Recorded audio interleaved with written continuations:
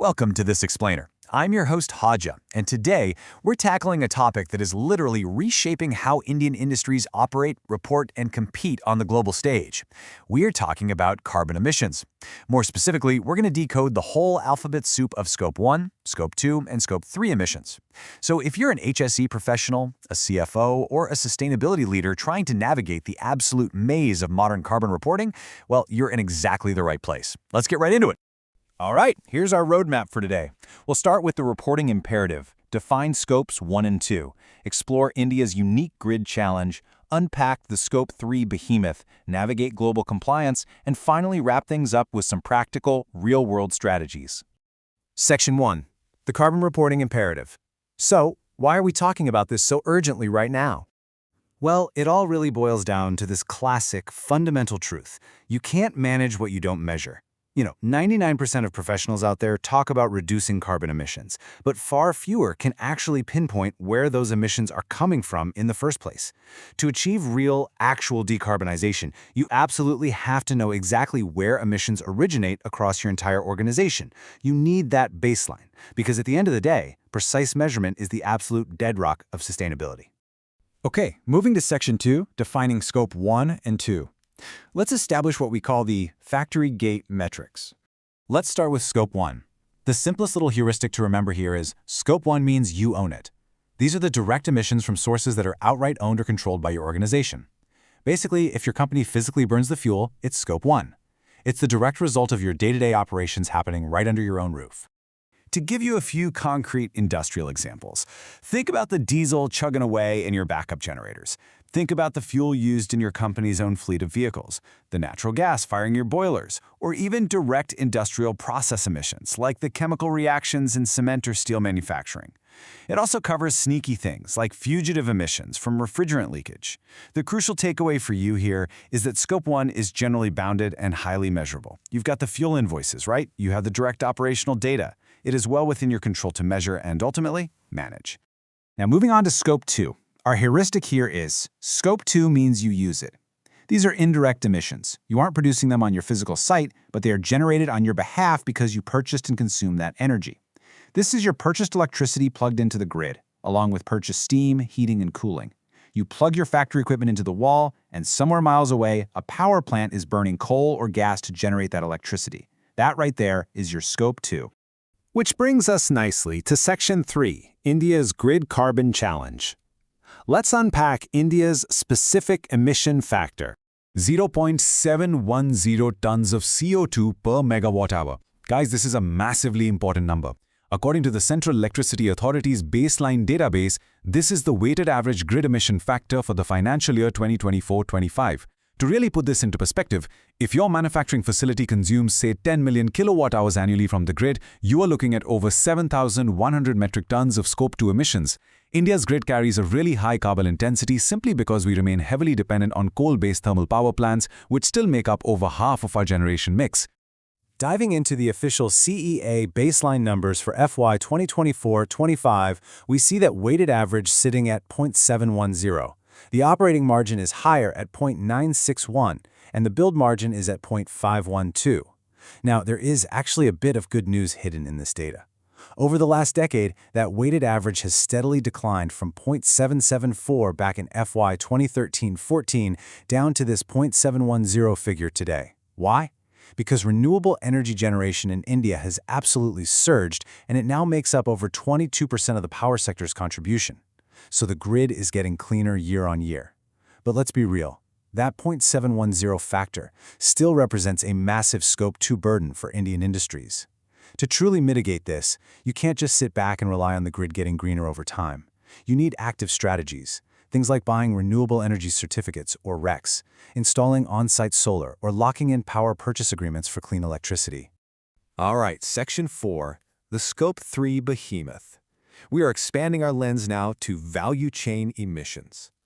Here is where things get really interesting, and frankly, a lot more complex. The crucial point here is understanding the sheer scale difference. Factory gate emissions, your Scopes 1 and 2, are bounded. You have the utility bills, you have direct control. Scope 3, on the other hand, is your entire value chain. It encompasses 15 distinct categories defined by the GHG protocol, spanning upstream activities like your raw material suppliers, all the way down to downstream activities like how your customers actually use your products at the end of their life. So our final heuristic is Scope 3 means your value chain influences it. And here is the truly staggering reality check. For a lot of Indian industries, Scope 3 represents a massive 70 to 85% of total organizational emissions. It's the whole shebang. Now, take a breath because you absolutely do not need to tackle all 15 categories on day one. For Indian manufacturing and industry, just a few key categories usually dominate the pie. There's Category 1, purchase goods and services. Think about the massive hidden carbon footprint of the raw steel or cement you buy. Then there's Category 4, upstream transportation and distribution. This is your global and domestic logistics, all those freight partners moving your goods around. And don't forget Category 11, use of sold products. If your company manufactures switchgears, for instance, it's the actual electricity those switchgears consume over their entire, decades-long service life at the customer's site. Honestly, this is where the real heavy-lifting decarbonization work lies. Let's move to Section 5, BRSR and global compliance.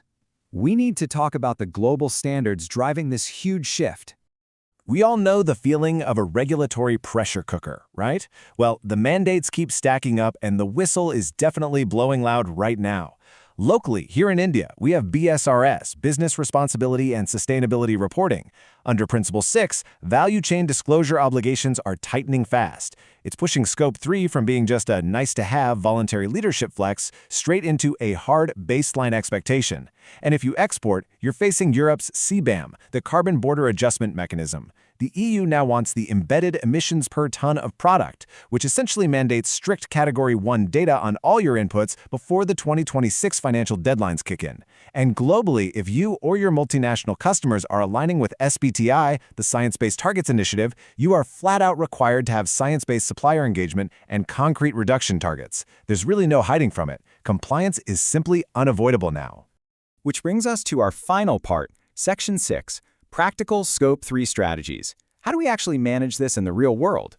Let's break this down into a really practical step-by-step playbook for supply chain managers. Step 1 is hotspot analysis. Please do not try to measure everything perfectly all at once. Figure out which specific categories or raw materials are driving the largest share of your emissions and figure out where your major data gaps are. Step 2 is supplier engagement. You take the info from Step 1 and focus your engagement efforts strictly on those identified hotspots. And Step 3 is targeted reductions. Here's a great example.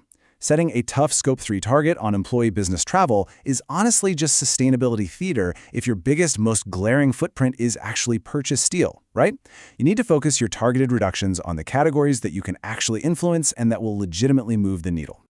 And remember, supplier engagement is not just some one-and-done questionnaire that you email out and then completely forget about. It is very much a maturity process. When you first start out, your data is probably going to be incomplete. You'll be relying on broad industry estimates or spend-based calculations. And you know what? That is perfectly okay. Just document your assumptions. Over time, as you engage with your suppliers, clarify your expectations, and help build their capacity, you will naturally transition toward highly accurate, activity-based, supplier-specific data. It's essentially a massive governance challenge that connects your procurement, your risk management, and your ESG reporting into one unified effort. So, I want to leave you today with this final, somewhat provocative thought. As an industrial leader navigating this whole carbon transition, ask yourself, are you measuring what you control and actively influencing what you don't? You absolutely must master your Scope 1 and 2, but realize that your true climate impact, and honestly, your future competitive advantage, lies in how effectively you manage that massive Scope 3 value chain. Start prioritizing your hotspots today. Thank you so much for joining me on this explainer, and I really hope this gives you the clarity you need to push your organization's carbon strategies forward. See you next time.